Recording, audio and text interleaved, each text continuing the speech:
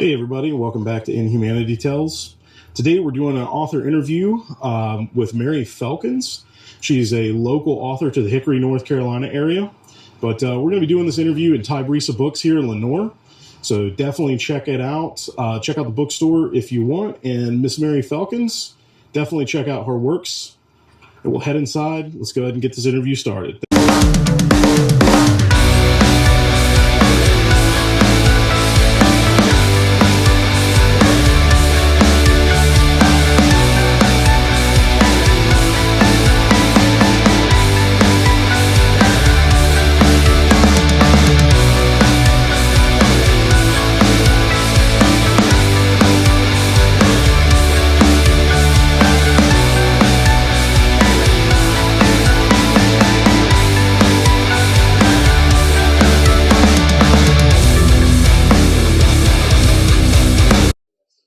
All right, so I'm sitting here with Mary Felkins. Mm-hmm.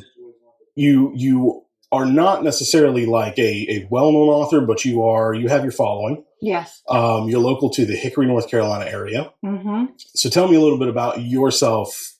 Who is Mary Felkins? Very good question. Mm-hmm.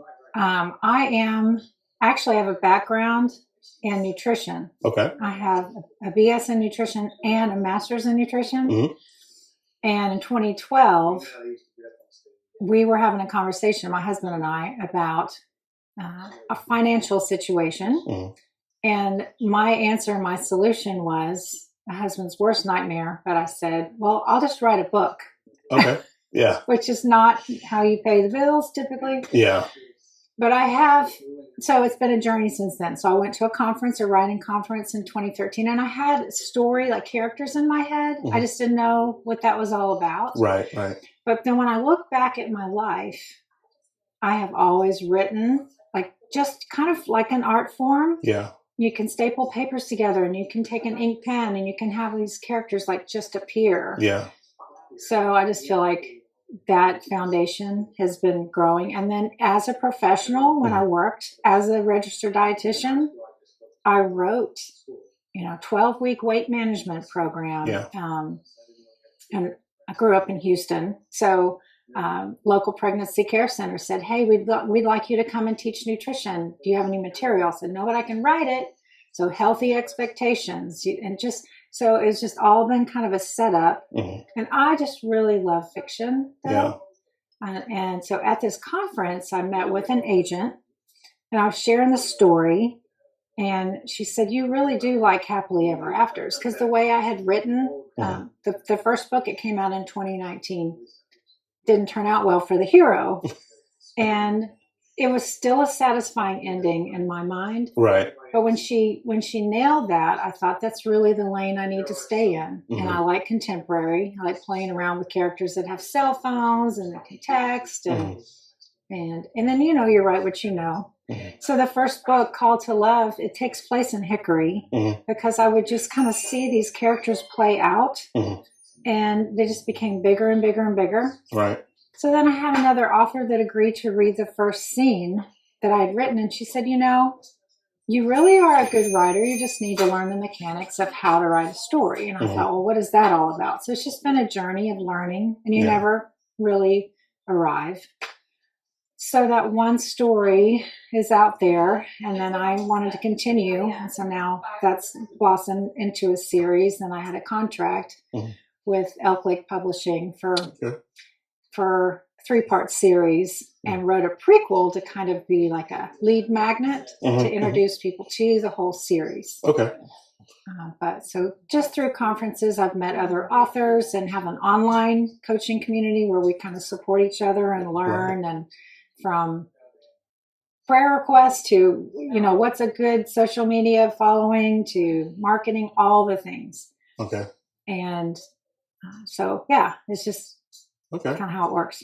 I got a real interesting question about your books, though. Your genre that you write is like romance. Yes. But it's much more of a fundamental romance, is what I'm gathering. Like, it's not so much of the trashy sort of romance novel. Are you going for a more like wholesome, family-oriented sort of romance? Yes. Okay.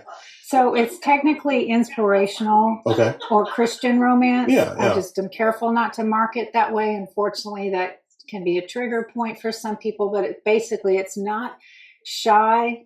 I mean, the romantic tension is very, very strategic. Okay. Okay. And it makes you want to turn the page. That's the point. Got you. And it's not gospel heavy. Yeah. It's very subtle. I mean, these are all broken characters. You pick up the book and you go, oh, yeah. Totally. I mean, she's pregnant. She's not married. Yeah. We do things that kind of don't follow the rules. So I just want it to be very sympathetic, relatable characters. Right. But so there's secular romance where they're just doing anything and everything. And then this is more clean and wholesome. Okay. So it's not, again, there's not a lack of fluffy feelings and all of that. It's strong in the romance. It basically, technically, the genre means, and I had to learn this too. When you say romance, you're telling the reader the hero and heroine will end up together in the end. Yeah. Yeah. So as opposed to thriller, horror, and all the others, it's different. Yeah. If you say historical romance, you're saying hero and heroine end up together. It just happened in a different time period. Right. So that's what makes me happy. And that's where I really feel, that's what I love to read. Yeah. And I say to read what you write. So that's I'm glad you asked that question, because I get a lot of different response. Either people are very, very drawn to that, or they're kind of, what do you mean by romance? Well, it's, the sad part of it is I shouldn't say sad. It's more of like the misunderstood thing about romance is these days there's so many of those trashy romance novels, the tabloid romance. Right. It's nice that, for your focus at least, that you're coming back to more of like a family standard. There's more of like, there is a goal with the romance. It's not just, we're here, we're in love, we're doing X, Y, and Z. Yeah. It's not a 50 Shades of Grey. It's much more, we have a goal and a purpose in meeting each other. We're going to start a family together, that kind of thing. Right. And they have wounds, like we all do. Yeah. If you don't, you're probably in denial. I have them. And the hero and heroine are kind of meant to heal each other's wounds. Right. And it really isn't about what's going to happen when they're married. That's not the point of the story. Yeah. And then they have a spiritual truth that they have to learn. Like, just pretend that you came into the world and you believe, grass is purple. Well, my point is to eventually teach you, grass is green. It really is. But they act out of that lie until circumstances teach them other. Or they have, with Christian romance, it's typically a false understanding of God. And you think God hates me. I mean, even in one of my books, I have a character who in his head, there's a situation that happens. It's kind of a conundrum. And he just says, God hates me. I mean, it's kind of comical. Yeah. But he has a broken father relationship. And so he kind of comes into the world that way until in the romance, he learns differently. So God uses those things in each other. So, out of that, I'm glad you brought up sort of the male perspective, because that's one thing. I mean, obviously you're female. How do you go about writing from that male perspective? Like, what is your focus? Because I know a lot of authors, they try to get into the mind of the opposite sex if they're going to write about the opposite sex. Yes. So what was your focus when you decided to write about male characters, and what is the basis that you have in your life that you can relate those characters to? Very good question. With my first book, he's a law enforcement officer. He is single, or divorced, single parent, and raising a rascally 14-year-old son. That I can relate to. And I thought, I don't know him. I had been 5 days at an intensive writing retreat with Susie May Warren and Rachel Houck, who are award-winning, multi-published authors. And I had the heroine nailed down and understanding her character. I'm female. I get this. Yeah. And I'm like, I'm not a cop. I'm not divorced. But what I understood about him was what he was feeling emotionally, and it was, this, I do understand what it's like to invest years and years and years into a relationship and have it all fall apart. Yeah. And I'm not talking about in marriage. Yeah. And that was what I needed for the internal. So as Yeah. far as law enforcement, I'm like, okay, make a call to Hickory Police Department and say, I need to talk to some guys. So I studied their behavior and the persona. Another thing with that, I remember writing a scene from his perspective where he's going into, it's Christmas time. He's going into a church and he's describing like a female, all the pretty things and the red ribbon and I thought, that's from her point of view. She would detail the wreaths and not excessive detail, but she would notice those things just so the reader can kind of see. But a guy's going to come in and say, it's Christmas. Yeah. Yeah. Where's the donuts or something like that. Yeah. So, and some of it comes from having a craft partner that can read that and say that doesn't sound like what a guy would say. Yeah. Yeah. And even just not even male and female, you have to consider their occupation. Yeah. They're not going to say a bullet, it's a round, or it's not a car, it's a vehicle. Yeah. Just subtle little differences. And that just takes studying the profession, but also you do want to try to make them sound gender specific. And it might mean I need to have a guy read this. I had the sniper at Hickory Police Department read a scene. Is this accurate? Yeah. And I need him to sound like there can't be a lot of motion going on. Yeah. You're in your headspace. You've been shot. Spoiler. Anyway. Oops. Yeah.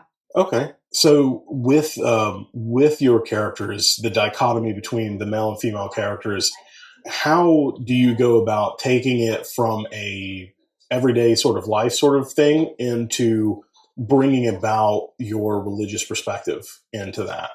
So in other words, when you think about your characters, how they interact, how much of your religious perspective as a Christian or as someone who would be more into that sort of religious community, how does it factor into your thought process on your characters?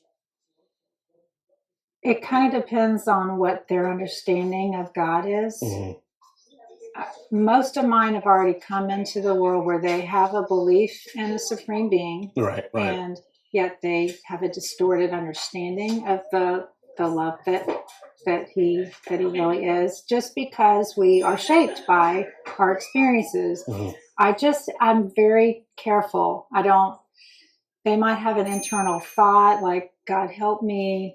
It's just very simple. And I try to avoid a very cliche, well, they went into church and they heard a sermon and then their life changed. Like, yeah, that can happen, but that turns me off a lot. And it feels like author intrusion of saying, okay, now I'm going to step in and I'm going to present the gospel to you. And I remember reading a book and all of a sudden I heard the author through this grandmother character, and it was just all this narrative, and I thought, this is terrible. I mean, I don't disagree, but I don't want that. I want it to happen organically. Or what I often will do, I like to include supernatural. Okay. And have the supernatural invade the natural. Right. And I can give you a lot of examples. In the first book, the debut, he's getting all these text messages, or occasional text messages that say, get rid of all your bitterness and your rage and your anger. Yeah. Okay, that's a Bible verse. Yeah. But I don't say that, right? Yeah. He's just and he's pissed off because he thinks it's coming from his ex-wife. And the truth is, he does need to release his bitterness, rage, and anger. We all do. Right. Yeah. And when he calls her and says, "What right do you have to tell me this?" She's like, I didn't send them. And then investigations can't trace where these text messages are coming from. Yeah. So I'm not telling the reader. I don't want to treat the readers like they're stupid. You get to decide what you want to do with that. Yeah. Did that come from God? Can he do that? Absolutely. No. He created everything. Or I just kind of leave it alone. A window that's broken and Sweeter With You. Next time the hero visits his dad, it's repaired, and it's happening in a scene where there's a father-son kind of a restoration conversation, and he's like, "Dad, how did that happen?" Yeah, and he's like, "I don't know." So you get to decide how that happened. Okay. Did a neighbor come and fix it for him out of kindness? Yeah. I don't know. Okay. So let me ask you this. Moving away from sort of the Christian focus on it, since it is such a subtle note to the actual overall story, the narrative of the story, do you feel like that this story could bridge beyond like the Christian community into possibly like the pagan communities or Absolutely. other communities? So is your focus more on presenting the story and then you have the subtle undertones? Yes. Okay. I am not just writing to Christian audience. Okay. I'm a truth smuggler, if that makes sense. Okay. I mean, I really am trying to just tell a story that is inspiring. It makes you feel like you were glad you spent the time and you enjoyed being in that world. Okay. And I want there to be kind of a sense of, it's just satisfaction. So it's the feeling, and our brains are wired for story. Mm-hmm. So I do not write exclusively to, I don't really decide who my audience is. I keep that in mind, and I want to honor those that don't want language, and I don't particularly want to hear that either. Yeah. So, but it's open to anybody. I mean, there was a 17-year-old girl at a book signing who reads romance, and I had a sense that it was secular romance. And so she bought a book, and I don't know if she thought, I don't know what she did with it. I don't know but I'm not going to say, you probably wouldn't like this if you, there's no way. I'm not going to, that's kind of beyond, I don't have any control over that. Yeah. So I want it to be available to anybody. So, and that's the nice thing about it too, is because unlike horror or like thriller novels, there's a lot of people out there who can't handle the imagery. They don't want to read about that sort of gore. A lot of people put gore and stuff like that. So in your book, your books seem more like you have a path to bridge to anybody. Yeah. And that seems like a better selling point.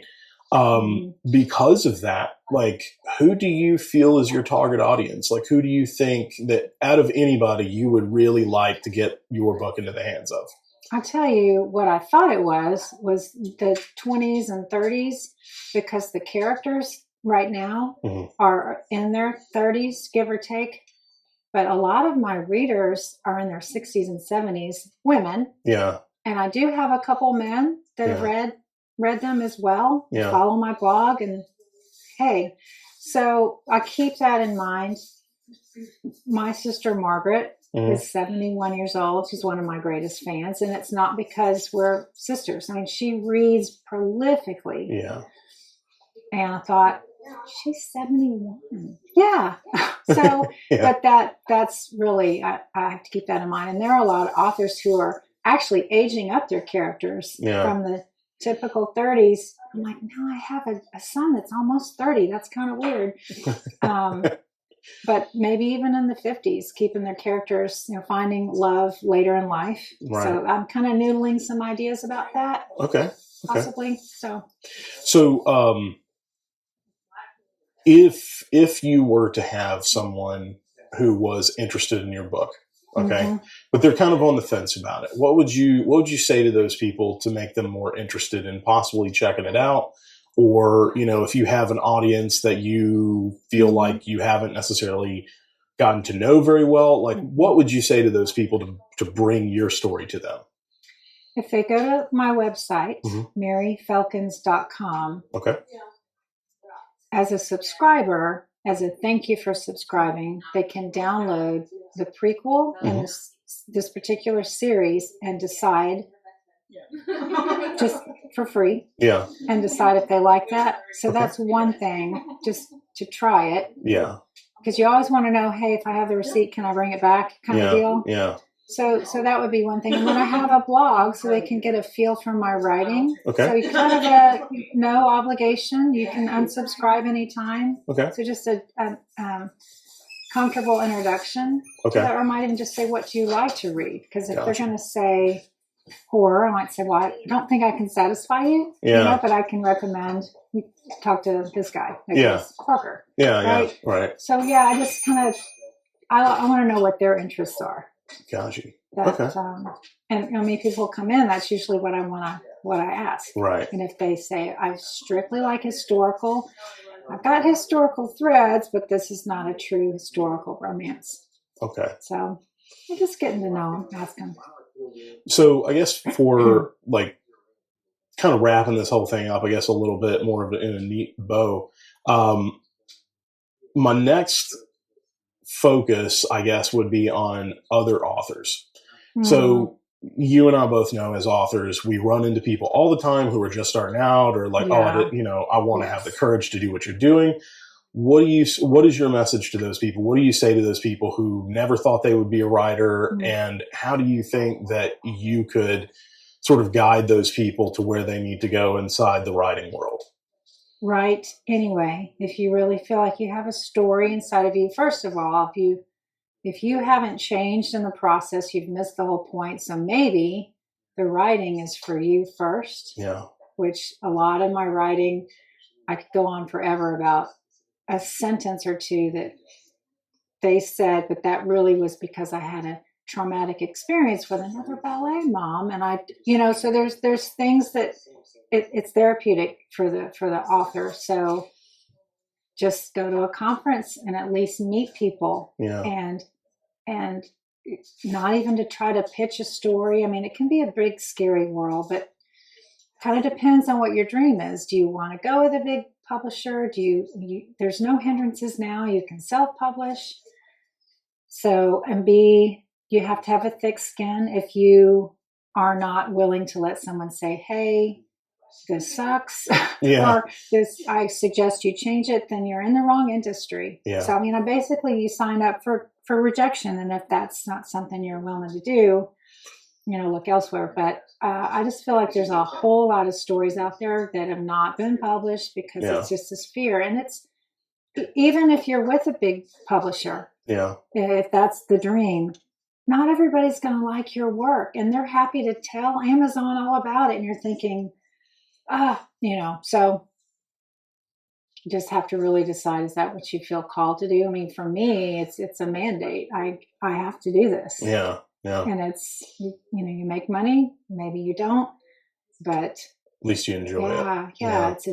And again, we were talking about this even before, just always thinking about story and picking up inspiration. But it is, I guess I would just validate. Yeah, it's frightening. It can be. It's a brutal industry. Oh yeah. And it's loud and noisy, and you're thinking, how do I, work the algorithm? So, and I appreciate just the time to be featured as a local author. Yeah. Or a less known. Yeah. Don't yet have an Oscar or any of that. But well, household name. My channel goes off of my Inhumanity series, as you know, is a horror series. But if that's the main reason I wanted to get into this for myself, because if I can give a voice to people who are not with these big publishers, who are not well known, these are the people that are going to be up and comers that eventually are going to replace the Stephen Kings of the world, who will, even though we don't want to just go around erasing people's legacies, that legacy has its place, and there will always be space for new people, new ideas, new stories to be written. So that's the main reason why I'm doing this myself, is because I really want to bring people like yourself to the wider world. So going along with that, like, tell us a little bit about your social medias. Like, how can people find you? Like, where are you at? Okay. I am on Facebook. Mary A. Felkins. So I do add that A is my maiden name. It's kind of a tribute to my family. And I point that out because my website is maryfelkins.com. So I'm just straight up. But Facebook, and I actually have a Facebook reader group, Mary's Reader Cheerleaders. Okay. And Instagram, same thing, Mary A. Felkins. Okay. I'm on Twitter as well, Mary A. Felkins. Okay. Pinterest occasionally, got some storyboards that kind of show this is what I envision the character like, and just some pictures that have contributed to the inspiration. So yeah, kind of all over. But I do try to limit I want to try to do just the social media accounts well and be active. And if I'm spread too thin, I mean, you can do TikTok, and it could go on and on. I'm like, I gotta just kind of focus on something. Yeah. And where are the readers? And the readers are on Facebook and Instagram. Yeah. And Twitter too. Some. I mean, there's some connections there. So okay. Yeah. So last question, going forward for your whole series, all of your books, everything you do, where do you hope that this writing career takes you? While I'm still living. Okay. Where does it take me? I really think about, am I leaving a legacy beyond my years? Yeah.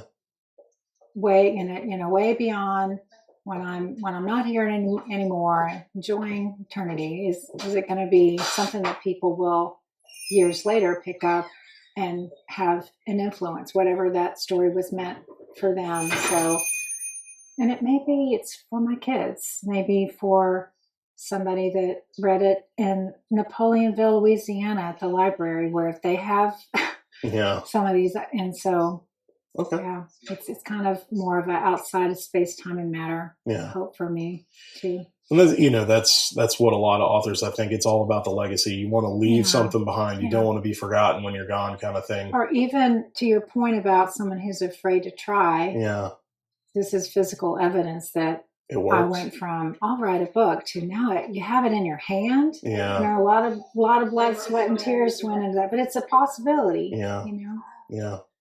Well, I want to thank you for your time. Thank you for being on the show. I appreciate it.